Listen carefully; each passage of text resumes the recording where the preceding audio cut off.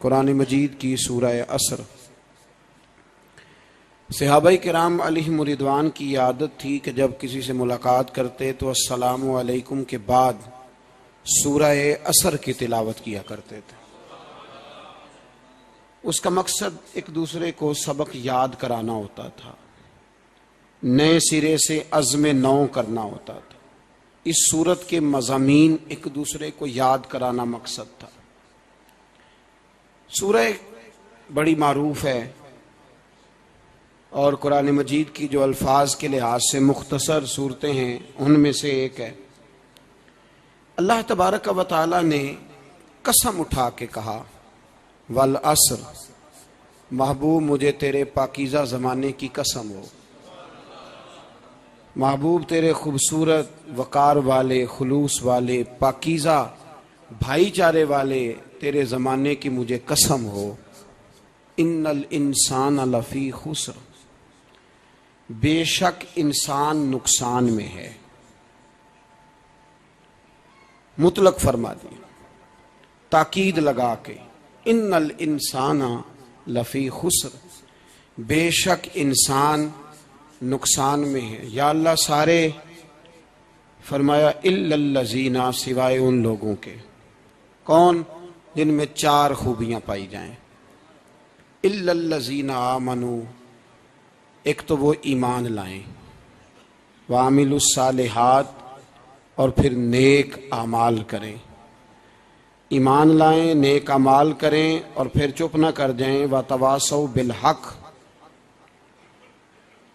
फिर हक बात का ऐलान करें। ईमान लाएं, अमल साले करें, तीसरा काम क्या करना है? चलें सारे बोलेंगे तो ऐलान भी होगा ना। ऐसे थोड़ी होगा कि एक दो आदमी ऐलान करे तो दुनिया जाग जाए। हक बात का ऐलान करना है। ईमान लाने के बाद, अमल साले करने के बाद तीसरा हुक्म क्या है? आपस में हक बात की तलकीन करो। और हक बात की तुम तलकीन करो और फिर तुम्हें कोई कहे कुछ ना, फिर तुम पे जुल्म ना हो, फिर तुम्हें सताया ना जाए, ये कैसे हो सकता है? फिर तुम बड़े पाक साहब, साहबजादे, पीरजादे, अल्लामा साहब, सियासतदान, ब्यूरोक्रेट बन के बड़ी एक तरफ हो के आराम से जिंदगी गुजारो, सारे तुम, ये कैसे हो सकता है? वतवासो बिल हक, जब तुम हक बात की नसीहत करोगे फिर तकलीफ आएगी। फिर क्या करना है? वतवासो बिस सब्र, फिर एक दूसरे को सब्र की नसीहत भी करनी है। वतवासो बिल हक, ईमान लाने के बाद, अमल साले करने के बाद तीसरा काम क्या करना है? एक दूसरे को हक बात की नसीहत करें। और फिर रास्ते में तकलीफ आएगी, आजमाइश आएगी, फिर क्या करें? वतवासो बिस सब्र, फिर सब्र की तलकीन भी करें। ये कुरान मजीद ने चार शर्तें लगाई। फरमाया जिस बंदे में ये चार खूबियां पाई जाएंगी उसे अल्लाह कामयाबी अता फरमाएगा। मुसलमान की सोच के खिलाफ है ये बात, ये कुरान की फिक्र के खिलाफ है कि अपनी फिक्र करो। बर्मा के लिए, कश्मीर के लिए, फलस्तीन के लिए बात ना करो, अपनी फिक्र करो। ये कुरान की सोच के खिलाफ है, ये कुरान के पैगाम के खिलाफ है। इसलिए कि अगर सिर्फ अपनी बात होती तो आमनू और आमिलुस सालिहात पे बात खत्म हो गई होती, फिर बात आगे न चलती। जब कहा गया वतवासो बिल हक, हक बात की तलकीन करनी है। अगर बात सिर्फ अपनी जात की होती तो ठीक हो गया था, नमाज पढ़ी, रोजा रखा, हज किया, खत्म हो गई। लेकिन मेरे नबी पाक सल्लल्लाहु ताला अलैहि वसल्लम ने इरशाद फरमाया, एक बस्ती में 2, 3, 4 नेक लोग रहते थे। मेरे प्यारे करीम रसूल फरमाते हैं 3, 4 बड़े परहेजगार, मुत्तकी, साफ सुथरे सूफी साहब, दरवेज साहब, अल्लामा साहब, बड़े जो कहते थे बिल्कुल जी मैं कोई बात नहीं करता, किसी बादशाह को नहीं छेड़ता, मैं तो बस लोगों को अल्लाह अल्लाह बताता हूं, मेरा कोई ताल्लुक नहीं, कोई मरे कोई जिए। बड़े नेक, साफ सुथरे, परहेजगार। बाकी सारी बस्ती गुनाह करती थी। नबी पाक अलैहिस्सलाम फरमाते हैं रब करीम ने कुछ अरसे तक मोहलत दी, फिर मशीयत खुदाबंदी, अल्लाह का कानून हरकत में आया तो कहा जिब्रील सारी बस्ती तबाह कर दो, तबाह कर दो। अल्लाह मोहलत देता है, मोहलत देता है। हम लोग समझते हैं नहीं नहीं हमारी सियासी चालें सही चल रही हैं, अल्लाह मोहलत देता है। रब करीम ने फरमाया जिब्रील इन्हें तबाह कर दो। तो हज़रत जिब्रील अमीन अलैहिस्सलाम ने अर्ज की, मौला वहां तो तेरे 3-4 बड़े नेक बंदे भी रहते हैं, बड़े परहेजगार, सच बोलने वाले, दयानतदारी वाले, हाजी साहब, नमाजी साहब, सूफी साहब, पीर साहब, बड़े खूबसूरत, उनका क्या करें? तो मेरे महबूब पाक अलैहिस्सलाम फरमाते हैं, रब करीम ने फरमाया सबसे पहले उन्हें तबाह करना, सबसे पहले उन्हें सबसे पहले, और उलट दो बस्ती, पहले उनका नंबर लगाओ। या अल्लाह उनकी क्या गलती है? तो गलती सुन ले, गलती यह है कि उन्होंने 2 सिफतें पैदा की हैं, अगली 2 पैदा क्यों नहीं की? इल्लल्लज़ीना आमनू व अमिलुस सालिहात पे रोक क्यों गए, आगे क्यों नहीं बढ़े? अल्लाह करीम ने फरमाया जिब्रील देखो ना, मेरी नाफरमानी होती रही और इनके चेहरे पर कभी शिकन तक नहीं आया, लोग मेरा कानून तोड़ते रहे, इन्हें कभी बुरा ही नहीं लगा, गुनाह देखकर कभी ख्याल ही नहीं आया बदलने का। मेरे भाई, उम्मत मुस्लिमा अपने लिए तो आई नहीं दुनिया में, नबी पाक की इसलिए थोड़े आए थे कि पैसे कमाएं, दुनियादारी करें, झूठ सच मारें और रुखसत हो जाएं, बच्चे पैदा करें। ये काम तो हिंदू, सिख, बुद्ध मत सारे कर रहे हैं। तू फकत इस काम के लिए थोड़ी आया है। कुंतुम खैरा उम्मतिन उखरिजत लिन्नास, अल्लाह फरमाते हैं मेरे महबूब के गुलामों, तुम बेहतरीन उम्मत हो, मैंने तुम्हें उम्मतों के भले के लिए पैदा फरमाया है, तुम्हें लोगों की इमामत के लिए दुनिया में भेजा है। ए नौजवान मुस्लिम, कभी ये तदब्बुर भी किया तूने? वो कौन सा गर्दू है जिसका है तू एक टूटा हुआ तारा? तूने कभी सोचा है तू क्या है? पता है तुझे?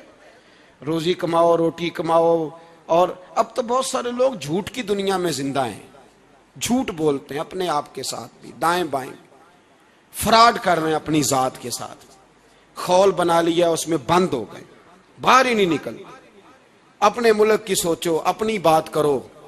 अल्लामा इकबाल ने पता क्या कहा था? इकबाल ने, ये सुनो, जो लोग कहते हैं पहले पाकिस्तान, बर्मा के मुसलमान बाद में, कश्मीर के मुसलमान पहले सुनो इकबाल क्या कहते हैं।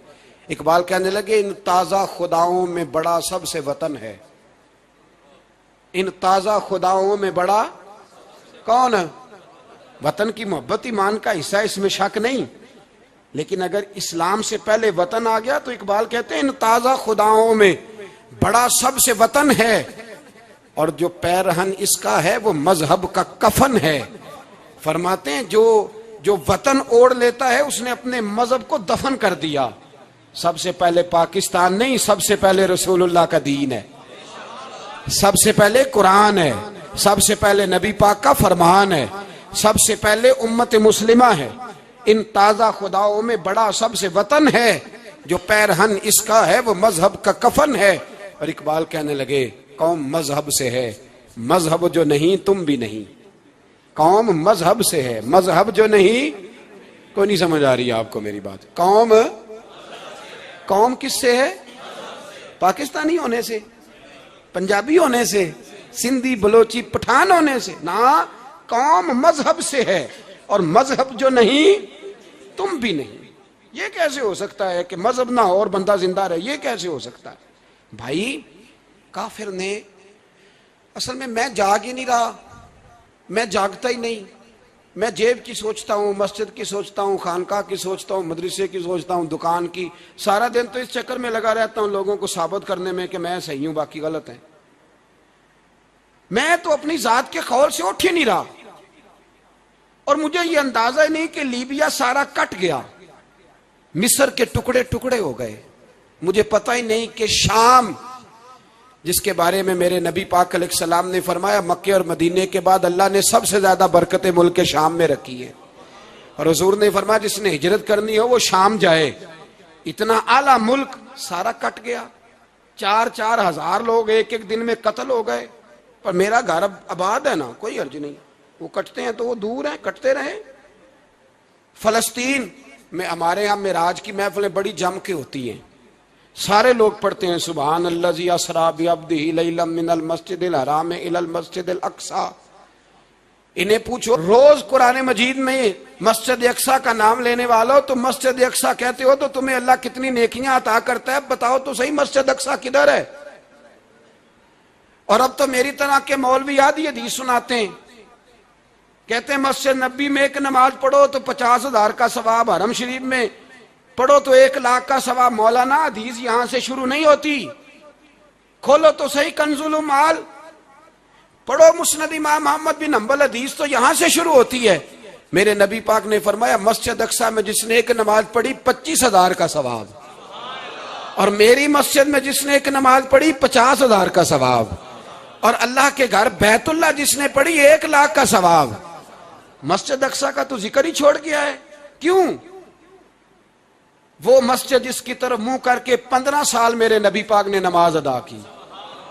किसने? बोलिएगा। 15 साल तक, 2 हिजरी में 13 साल मक्के में, 2 साल मदीने में, मस्जिद अक्सा की तरफ जिधर मुंह करके तेरे और मेरे रसूल नमाज पढ़ते रहे। आज वो मस्जिद यहूदी के कब्जे में है। कई के जुमे ताला रहता है, वहां नमाज नहीं पढ़ने दी जाती। मुझे क्या लगे इस बात से, मेरी मस्जिद में थोड़ी लगा हुआ है। ऐसी हवा चली है कि हर शख्स सोचता है तमाम शहर जले बस एक मेरा घर न जले। भाई ये वो दौर है जिस दौर में जरा सी भी किसी शख्स को तकलीफ होती है तो आलमी मीडिया पे बात जाती है, मोबाइल जेबों में, फौरन तस्वीरें कैश होती हैं। मैं और आप, हमारा उस कौम से ताल्लुक है जिस कौम के बच्चे कट गए, जिबा हो गए, औरतों के पिस्तान काट के बर्मा के बुद्धों ने उनके कबाब बना के खा लिए, छोटे छोटे बच्चों की लाशें उन्होंने लटका डाली। और यहां मैं हुकूमत की क्या बात करूं, यहां किसी सियासतदान को मक्खी काट जाए तो हमारे फट्टे आबाद हो जाते हैं बहस करने के लिए। हमारे अपने लोग, आम आदमी नहीं बात करता, आम आदमी नहीं निकलता, आम शख्स को फिक्र खत्म हो गई। वहां मेरी भाई सबसे बढ़कर बेहतरीन मस्जिद के खतीब इमाम हुसैन थे। मस्जिद नबी से बड़ी भी कोई मस्जिद होगी जिस मिंबर पर रसूल पाक बैठ के खुतबा दिया करते थे। और मेरे मुस्तफा के आस्थाने से बड़ा भी कोई आस्थाना होगा जिसकी सज्जादगी इमाम हुसैन के पास थी। कहते हैं हमारा क्या ताल्लुक, हमें क्या लगे, जो मर्जी होता फिरे। इमाम अली मकाम आराम से मस्जिद नबी में बैठे थे, जमाना पूरी दुनिया से जाता था, हाथ चूमता था, कदमों में बैठता था। इतने बड़ी अजमत वाली भी कोई शख्सियत होगी जिसके रगों में रसूलुल्लाह का खून दौड़ता है, जिसे हुजूर अपनी जुबान मुबारक इस तरह वो चूसा करते थे जैसे अरब के लोग प्यास के आलम में खजूर चूसा करते थे। इतना बड़ा भी कुछ शख्स था, लेकिन जब दीन पे कड़ा वक्त आया तो हुसैन ने मस्जिद की खिताबत नहीं बचाई, आस्ताना नहीं बचाया। इमाम अली मकाम ने कहा कूफा लुटता है तो लुटता रहे, दमिश्क में फसाद होता है तो होता रहे, वो मुल्क के शाम की बच्चियां रो रही हैं तो रोती रहे कि हम पे यजीद काबज हो गया, मेरी मस्जिद आबाद है, काफी है ना। इमाम हुसैन निकले और निकल के कहने लगे जन्नतुल बकी वाली जगह पे खड़े होकर, या रसूल अल्लाह मैं जा रहा हूं, मैं जा रहा हूं और आपके लिए जा रहा हूं, इसलिए कि मुझे उस शाम को बचाना है जिस शाम में रसूलुल्लाह का कलमा पढ़ने वाले लोग बसते हैं। मुझे कूफा, दमिश्क, मिस्र के लोगों को बचाना है। ना तेरे करम के खजीने की खैर हो, मैं जा रहा हूं तेरे मदीने की खैर हो। निकल खड़े हुए इमाम अली मकाम, मैदान में निकले। किसके खिलाफ? बोले कौन था? यजीद मुसलमान था। उस वक्त तक तो सबने मुसलमान लिखा है, जिसने काफिर का शहादत इमाम हुसैन के बाद का। जुर्म क्या था? मेरी गर्दन झुक जाती है जब मैं ये बात करता हूं, ईमानदारी से कह रहा हूं, जोश खिताबत नहीं, मेरी गर्दन झुकती है जब मैं ये लफ्ज अदा करता हूं। इमाम अली मकाम उस शख्स के खिलाफ निकले। सारे खुतबे इमाम हुसैन के पढ़ के देखो। इमाम हुसैन ने फरमाया यजीद शराबी है। शराबी मुसलमानों का हुक्मरान हो सकता? आप ना बोले बेशक, पर बात तो सच्ची है ना। इमाम हुसैन ने फरमाया शराबी को वोट दिया जा सकता? फरमाया रंडियों का नाच देखता है जो मुजरे देखे, जो रंडियों के नाच देखे वो मुसलमानों का हुक्मरान हो सकता? इमाम हुसैन मैदान में निकले और 18 साल के अली अकबर से लेकर 6 महीने का अली असगर दे दिया, लेकिन शराबी को बर्दाश्त, बेहया को बर्दाश्त तू मैं कैसे करते? दोस्ती कातल से भी, मकतूल से याराना भी। अपनी जेब से फ्लेक्सें छपवा के जालिमों, जाबरों, बदमाशों को वोट देते हो। इमाम हुसैन को तेरी देग की जरूरत है जो तू 10 मुहर्रम पे पकाता है, चावलों की जरूरत है जो तूने 9 मुहर्रम को पकाए। उनको उस बिरयानी की आदत थी जो तूने पकाई है। मेरे घर में फलां MNA MPA साहब आ गए थे, इमाम हुसैन के घर के अंदर यजीद ने पैगाम भेजा। उसने कहा जैसे कहोगे कर लूंगा, जितने पैसे कहोगे दे दूंगा, जितनी मस्जिदें कहोगे बनवा दूंगा, जितने इदारे कहोगे तमीर हो जाए, मुझे ना छेड़ो।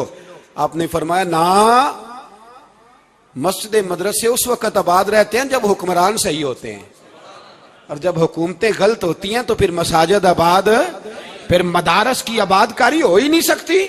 मैं दीन में नया रखना खोल दूं, इमाम अली मकाम खड़े हुए, पर मैं क्या करूं? हुकूमत क्या करूं? हुकूमत से क्या कहूं? अगर मेरी मिल्लत के अपने जवान के मोबाइल में रंडियों का नाच हो तो 10 मुहर्रम को तो इमाम हुसैन करबला में तड़प जाते होंगे। अगर 9-10 मुहर्रम को जो निकला इमाम अली मकाम की बात करने के लिए, वो नौजवान अगर सिगरेट का, शराब का, बदमाशी का आदी हो तो हजरत अली असगर कहेंगे ना मेरी कुर्बानी का क्या बना? वो तो निकले थे उरियानी और फाशी के खिलाफ। और अगर मिल्लत का जवान रोज चौक में खड़े होकर लड़कियों को ताड़ता हो तो हजरत अली अकबर तो अपनी कब्र में रोते होंगे कि ये इस कौम के लिए जान दे दी जो आज यजीदी तरीकों पे अमल कर रही है, जो सारी रात गंद देख के सोती है, जो सारी रात बेहयाई, फाशी और उरियानी में लगी रहती है। इन लोगों के लिए जान दे दी। इतना जुल्म उन शहीदों के साथ, और 10 मुहर्रम को देग पका के कहता है मैं इमाम हुसैन का मानने वाला हूं, मैं इमाम अली मकाम से प्यार करने वाला हूं। ना भाई ना, दो रंगी छोड़ के यक रंग हो जा, सरासर मोम हो जा या संग हो जा। उम्मत मुस्लिमा को बेदार होना पड़ेगा। इमाम अली मकाम मैदान में निकले, डट के निकले, और इमाम ने फरमाया मैदान में निकल कर कि मेरा वतन मदीना है, मेरा वतन मदीना है, पर मदीना बाद में, रसूलुल्लाह का दीन पहले। तू पाकिस्तान की बात करता है। इमाम अली मकाम ने फरमाया मदीने की शरीयत बाद में, रसूलुल्लाह का दीन पहले, और तेरे तो बच्चे आम से हैं। इमाम हुसैन ने फरमाया मेरी गोद में जो बच्चे हैं वो रसूलुल्लाह के नवासे हैं, पर बच्चे बाद में, नबी पाक का दीन पहले।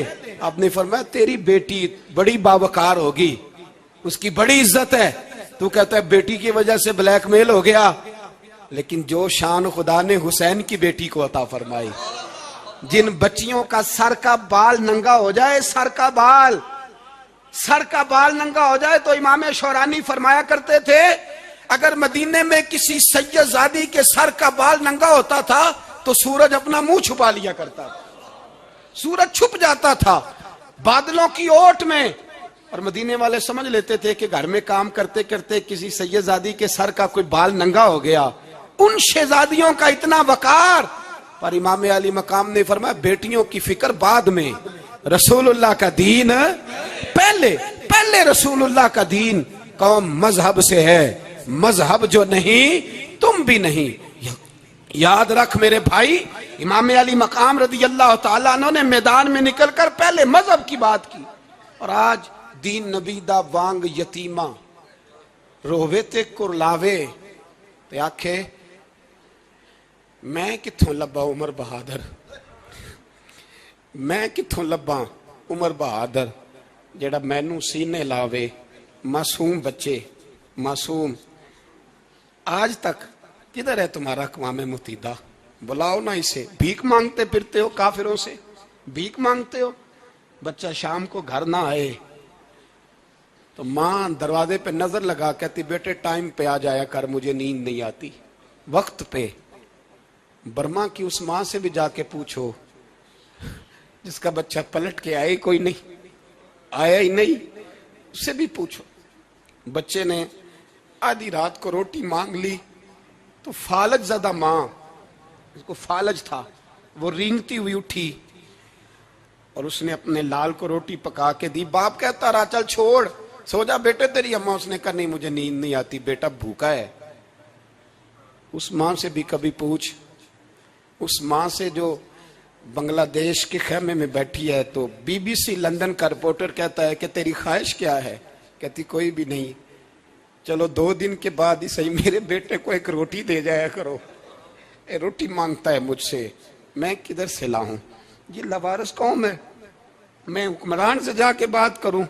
जब मेरा अपना नमाजी मुसलमान कहता है पहले पाकिस्तान के बच्चे तो पाल लो, मेरे भाई तुझे खबर ही नहीं। ये तो जाना तो कभी गुंबद खजरा पे, तो मेरे मुस्तफ़ा ने फरमाया मन अज़ा मुस्लिम फ़क़द अज़ानी, फरमाया जब मेरा मुसलमान तकलीफ में होता है तो मैं गुंबद में तकलीफ में होता हूँ, मुझे दर्द होता है, मुझे अजियत होती है। पूछ जाके महबूब पाक से, मेरे अजीज किसी को गम ही नहीं इन लोगों का, किसी को परवाह ही नहीं, कुछ सोचता ही नहीं इनके बारे में। मैं अपने घर में मस्त हूँ, आप अपने घर में मस्त हैं। मेरे रसूलुल्लाह की उम्मत लुट गई सारी, जगह जगह तबाही। 1 इंच धरती पर जमीन ऐसी नहीं जो काफर की हो और खून बहता हो। एक रेमंड डेविस अमरीकी कुत्ता यहाँ बंद था मुसलमानों के कत्ल में, उन्हें अपनी कौम की इतनी फिक्र थी, वो रातों रात छुड़ा के ले गए। लेकिन मेरी और तेरी बहन आफिया सिद्दीकिया सालों से बंद है। तड़प के पूछा है मुसलमानों ने कि उसकी गलती तो बताओ, उसका कसूर नहीं पर वो बंद है। कोई नहीं बात करने वाला, कोई नहीं। मस्जिद जाने, जुमा तो पढ़ाना है, उसमें गर्ज नहीं, दर्द है कि नहीं क्या, उसमें तो इतना पता है कि घंटे तकरीर है करनी है। पीर साहब सुबह से शाम तक तावीज लिखते, सियासतदान सुबह से शाम तक जनाजा भी तब पड़ता है कि मुझे वोट मिलेंगे। ताजर कहता है बस दुकान चलनी चाहिए, मर जाए मेरी तरफ से सारी दुनिया, बस करो, इस खौल से बाहर निकलो। ए नौजवान मुस्लिम, कभी ये तदब्बुर भी किया तूने, वो कौन सा गर्दू है जिसका है तू एक टूटा हुआ तारा? तूने सोचा ही नहीं कभी? तुझे कभी